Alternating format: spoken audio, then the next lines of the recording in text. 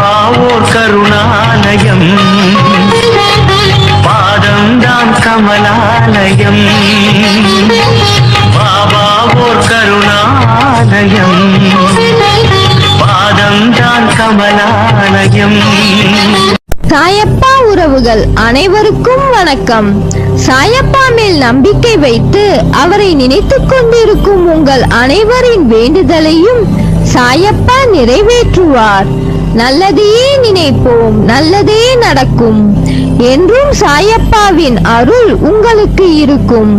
நம் மனதிற்கு இதமான சாயப்பாவின் இன்றைய அருள்மொழியை கேட்போமா? அன்பு குழந்தையே, நீ எந்த அளவுக்கு வாழ்வில் மிக உயர்ந்த இடத்தை அடைய விரும்புகிறாயோ அந்த அளவுக்கு பலரின் அர்த்தமற்ற பேச்சுக்களையும் கஷ்டங்களையும் கடந்தாக வேண்டும் என்பதை மறவாதே. உனக்கு எது தேவையோ அது நிறைவேற வேண்டிய நேரத்தில் நிச்சயமாக நிறைவேறும். உனக்கு என்று உள்ளது உனக்குதான், அது வேறு யாருக்கும் போகாது. உனக்கென்று இல்லாதது ஒருபோதும் உன்னை சேராது. நீ மற்றவர்களிடம் எந்த அளவுக்கு பணிவாக இருக்கிறாயோ அந்த அளவுக்கு எல்லா விதத்திலும் உனக்கு அது நல்லதுதானே தவிர எந்த வகையிலும் நீ தாழ்ந்து போக மாட்டாய். மனதை நீ வெளி விஷயங்களில் திசை திருப்ப விடக்கூடாது. வாழ்வில் உனக்கு கடமையாக அமைந்த வேலைகளை நிறைவேற்றும் வேலை தவிர நேரத்தை அவசியமற்ற செயல்களில் வீணாக்காதே. நீ யாருக்கும் சிறிதளவு கூட தடைகளையோ தொந்தரவுகளையோ விளைவிக்காதே. உன் வேலைகளை எல்லாம் நீயே செய்து கொள். நீ எந்த நிலையில் இருந்தாலும் சரி, எப்படி இருந்தாலும் சரி, எவ்வளவு கீழே இருந்தாலும் சரி, உனக்கு இன்னும் வாய்ப்பு இருக்கிறது, மிகப்பெரிய வாய்ப்பு. நீ மனது வைத்தால் உனக்குள் இருக்கும் எல்லாவற்றையும் நீயே சுகமாக சரி செய்து கொள்ள முடியும். உன் மனதின் சக்தி இந்த பிரபஞ்சத்தை விட பெரியது. உன் மனதின் சக்தி இந்த பிரபஞ்சத்தை விட பெரியது என்பதை உணர்ந்து செயல்பட்டால் உன்னுடைய வாழ்க்கை இனியதாக அமையும். நம்பிக்கையோடு நான் கூறும் வார்த்தைகளை பின்பற்று. இது என் வாக்கு, நான் பார்த்துக் கொள்கிறேன். நீ வெற்றியின் உச்சத்தை நிச்சயம் அடைவாய். குழந்தையே, வாழ்க்கையில் சில பேர் நம் மனதிற்கு மகிழ்ச்சியான நினைவுகளாக இருப்பார்கள். சில பேர் உன் மனதிற்கு பாடத்தை புகுட்டி அனுபவம் என்ற நினைவுகளை உனக்கு பரிசளித்திருப்பார்கள்.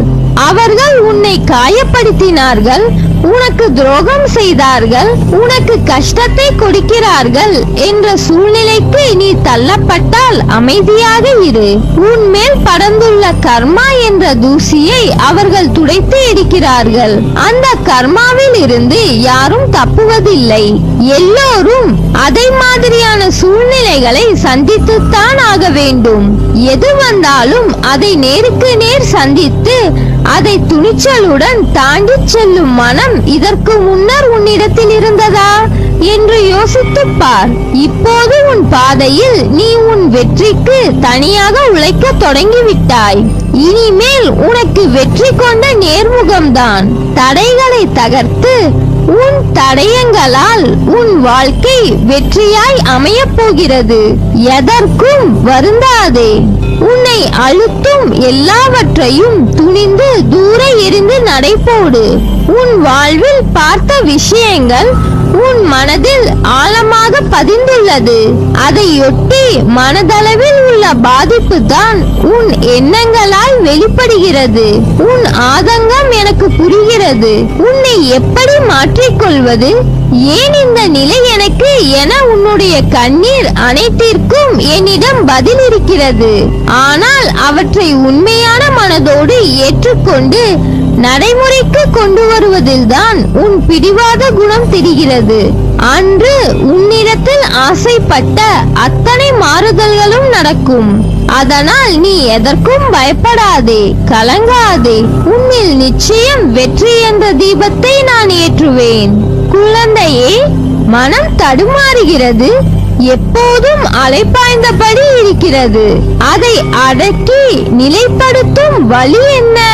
நம் மனம் எப்பொழுதும் எதை பற்றியேனும் சிந்தித்துக் கொண்டே இருந்தால் தெளிவான முடிவுகளை எடுக்க முடியாமல் தடுமாறும். குறிப்பாக சின்ன சின்ன விஷயங்கள் அவ்வப்போது நடக்கும் போது அதை பற்றியே பெரிதாக்கி பார்ப்பது மனதின் இயல்பு.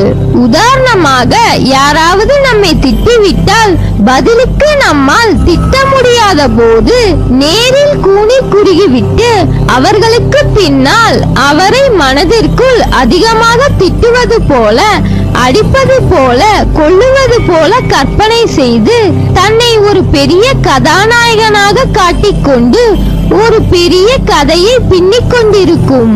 பொறாமை, சந்தேகம், அவமதிப்பு, கோபம், பயம், அவமானம், பேராசை, தற்பெருமை, கட்டுப்படுத்த முடியாமல் வளவள என பேசுதல் போன்ற உணர்வுகள் நம்மை தாக்கும் போது மனம் உழன்று அதில் ஏதோ தீர்வை காண்பது போல தன்னிலே உழன்று கொண்டிருக்கும்.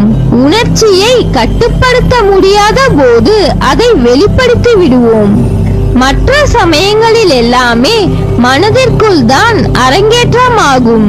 அதனால்தான் மனநிலை கொள்ளாமல் தவிக்கிறீர்கள். இதை அடக்க வேண்டும். எப்படி அடக்குவது? முழுமையாக அந்த எண்ணங்கள், சிந்தனைகள் உங்களை கடந்து போகட்டும் என விட்டுவிடுங்கள். கண்களை மூடி அமைதியாக இந்த நிகழ்வுகள் முடியும் வரை உட்கார்ந்திருங்கள்.